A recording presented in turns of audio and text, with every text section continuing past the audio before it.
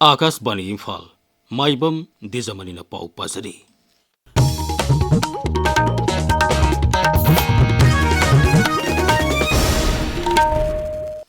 Manipur ngasi punna miyoi kolumdoi dengue positive oikhi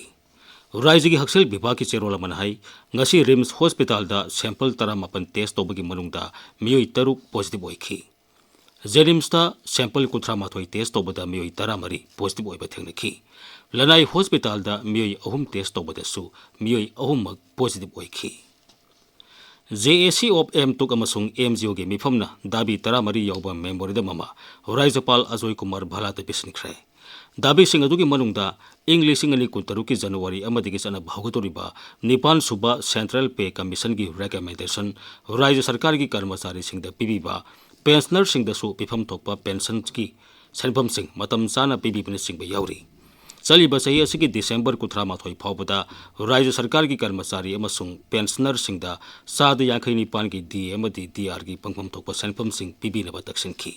लोइना सरकार की विभाग सिंह हांगदुना लेरिबा फम सिंह मेंशन बिनबा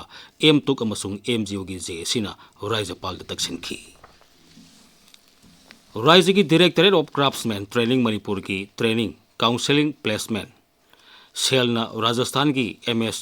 सेमोमिया कॉर्पोरेशन प्राइवेट लिमिटेड के खुसमनदुना स्पेशल कैंप्स प्लेसमेंट ड्राइव अमंगसी इम्फाल की ताइल पाता लेबा government ITI Imphal complex पांगथोखरे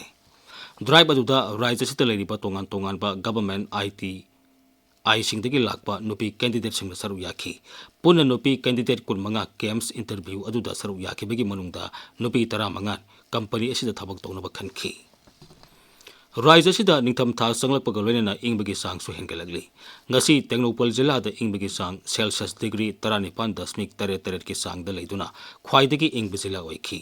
Ukhrul जिला दा सेल्सियस डिग्री 19.23 तमेंगलोंग जिला दा सेल्सियस डिग्री 19.3 अनि ओइदुना ख्वाइदगी इंगब जिला सिंग ओइखी उपराष्ट्रपति CP Radhakrishnan ngasi housing and urban affairs अमसुंग पावर मंत्री मनोहर लाल अमदी मकोक थोंगबो ऑफिशियल सिंगा पार्लियामेंट हाउस दा ngasi उनखरे उनबदुदा लेबाग सिगे तोंगान तोंगान बा मफम सिंगदा इंफ्रास्ट्रक्चर संगतपा मदी मई सांग नाइना फंगन मने सिंगबगी वाफम यावना तोंगान तोंगान बा वाफम कया खनखी हाउसिंग अमसुंग अर्बन अफेयर्स मंत्रालयना पाइखलिबा प्रधानमंत्री Awas Yojana urban smart city mission स्वच्छ भारत मिशन अमदी अमृत स्कीम सिंगी हौजिक पाइखलिबा थबक थोरम सिंगी मतांगदा उपराष्ट्रपति दा निंगथिना पाउदमखी सोरगी लमसिंग साउखन हनबगी दमक पाइखलिबा युमकै साब अमदी अतै थबक थोरम सिंगी मतांगदा सु उपराष्ट्रपति दा निंगथिना पाउदमदुना खंगनखी हुमफुरक सुबा all India conference of directors general and inspectors general of police ngasiदगी छत्तीसगढ़ की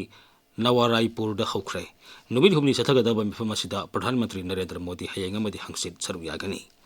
मिफम असिदा भारत हौजिक थंगनरिबा नक्सलिज्म टेरोरिस्ट की मथकता चथरिबा काउंटर टेरोरिज्म ऑपरेशन सिंह मौसाना थोनबा खुदोंग थिबा सिंह मायोकनबा वुमेन सेफ्टी अमदी पुलिसना अनोब मखल की फोरेंसिक साइंस अमसुंग आर्टिफिशियल इंटेलिजेंस सिजनबगी वाफम सिंह खनेगनी मिफम असिगी सरुक अमा ओइना प्रधानमंत्री ना मथौ लिंथिना तोबगीदमक president police medal for distinguish service फंगलबा पुलिस ऑफिशियल सिंगदा येंथोकनी हांगकांग की ताइपो जिला दा मई सापगी थौदोक्तो लेखिदबा मिगी मसिंग मरबुद्रा मरी सुखरे हौजिक फावबदा मियोई सनी मरीफु थीबा खंगदना लेरी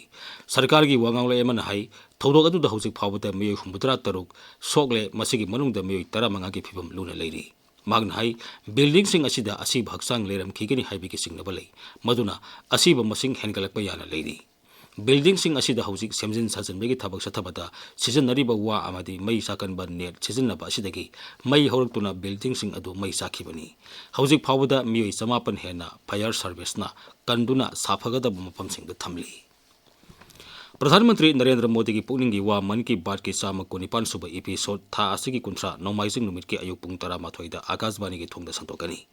थोरम असी AIR news DD news PMO अमसुंग इंफॉर्मेशन एंड ब्रॉडकास्टिंग मंत्रालय की यूट्यूब चैनल सिंगदसु लाइव स्ट्रीमिंग तौगनी